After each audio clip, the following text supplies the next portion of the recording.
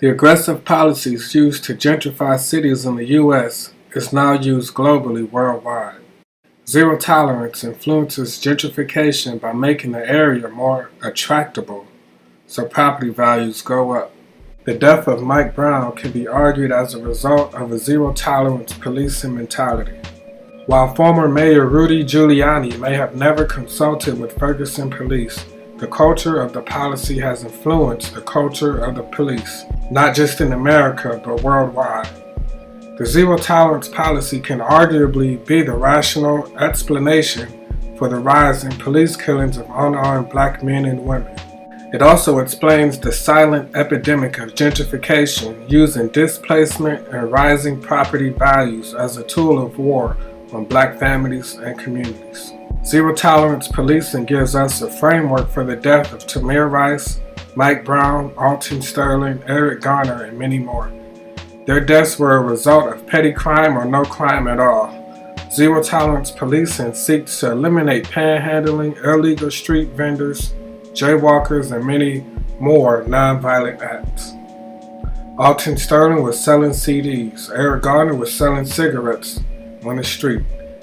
Darren Wilson stopped Mike Brown because he was jaywalking, and the Cleveland resident called the police on Tamir Rice for a nonviolent act due to a negative perception of black males that are reinforced daily via mainstream media. When Giuliani became mayor in 1994, he hired former Boston Police Commissioner and former LAPD Police Chief William Bratton to head the NYPD Police Department. Bratton applied his famous broken window theory of policing, which sought to address vandalism, broken windows, graffiti before it got worse, because if it was not addressed in time, crime would run rampant.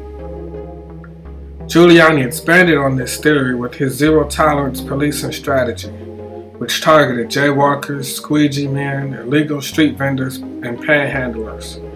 Once implemented, New York's arrests for low-level crimes or misdemeanors rose 200%. Mainly black and Latino men were arrested. Mr. Giuliani, who is credited with bringing down crime in his own city by 60% overall and murders by 70%, took his talents to Latin America, which houses the highest murder rates in the world today.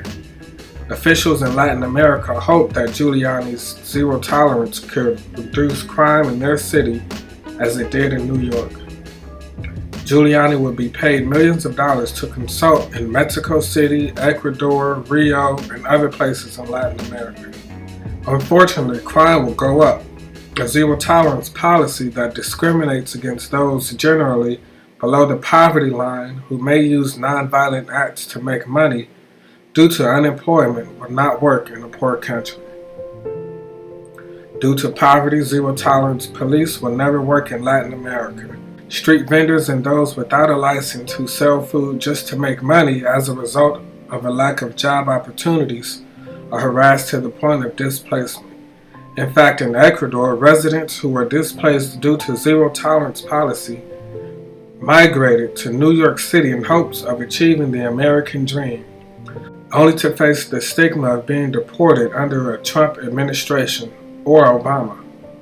This is a very telling pattern we see in countries where Giuliani has visited to consult with government officials via zero-tolerance policy. Crime eventually goes up, residents are displaced, migrate to the states, and now are living in the fear of public perception that may deport them. A person with knowledge of Giuliani's firm finances told the Washington Post in 2007 that its staff had quadrupled in its first 5 years of existence, that it had grossed more than $100 million. Giuliani's Safety and Security, a subsidiary of Giuliani Partners, says on its website that it has affiliations and engagements in 63 countries across 6 continents.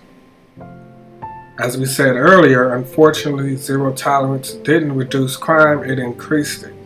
Mexico has recorded more homicides in the first quarter of 2017 than in any first quarter in the last 2 decades. El Salvador's homicide rate is now the highest in the world, with an average of about 1 murder every hour. Real police are responsible for 16% of the homicides, more than 1,500 murders.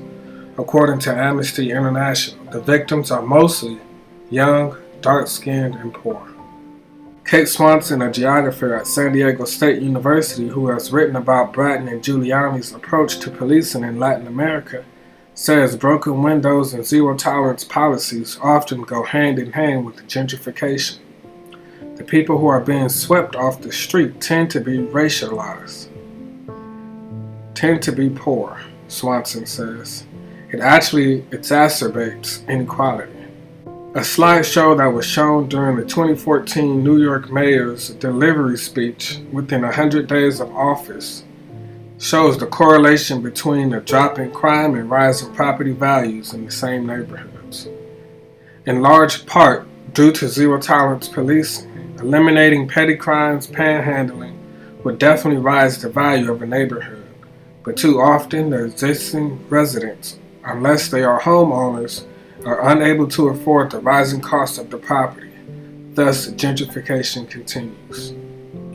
Bill Bratt, who became chief of police when Giuliani was mayor of New York, is noted for his Safe Cities initiatives when he was head of the LAPD.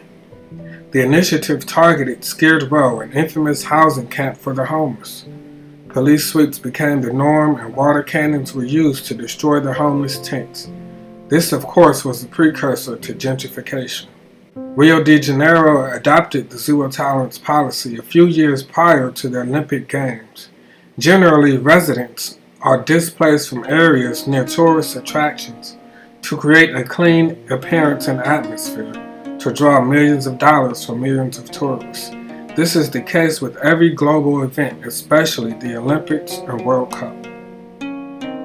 As if aggressive policing wasn't enough, citizens who buy into the negative stereotypes of black people reinforce these stereotypes by calling the police for non-emergency calls via 311. A report by Anti-Eviction Mapping Project shows an increase of 311 calls in San Francisco's highly gentrified areas. In 5 years alone, 311 calls increased by 291% in the highly gentrified Mission District neighborhood. One infamous example of a 311 gone wrong would be the Tamir Rice case. Although the caller called 911, it was a non-violent call that unfortunately turned violent. If the call was never made, Tamir would still be alive. Adding to that, San Francisco has a sit-lie law that forbids anyone from sitting or lying down on public sidewalks between 7 a.m. and 11 p.m. This effectively criminalizes homelessness, since many homeless people sit, sleep, and lie down on sidewalks due to the simple fact that they have no homes. In conclusion, although blacks and whites have integrated physically, we remain segregated morally, socially, and spiritually. As a whole, white America isn't ignorant to the suffering their ancestors have done to blacks historically. However, white America remains ignorant on the negative portrayal of black America via mainstream media. It remains ignorant to the systematic oppression via gentrification, redlining, and territorial stigmatization. All of this allows zero-tolerance policy. All of this allows zero-tolerance policing to flourish in America, even with the aid of a large portion of white America who are not policed. We see white strangers come to the aid in helping police officers arrest black people, participating in racially charged citizens' arrests. But the bigger picture is that zero-tolerance policing is just a tool that allows gentrification to silently destroy black communities. The end game is zero-tolerance policing. It's not to reduce crime. It's not to reassure the black community's safety from the war on drugs, but to attract those who can afford to live in the neighborhood once the property value increases, i.e. the creative class.